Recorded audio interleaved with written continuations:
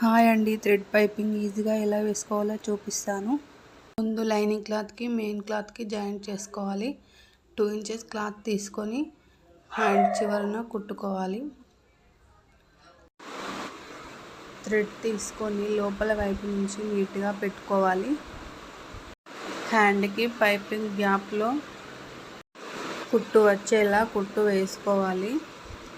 Piping నీట్గా వస్తుంది. పైనుంచి ఒక కుట్టు వేసుకోవాలి. ఒక కుట్టు నీట్గా వేసుకున్న తర్వాత పైపింగ్ పక్కన 1/2 ఇంచు గ్యాప్లో ఇంకో కుట్టు కూడా వేసుకోవాలి.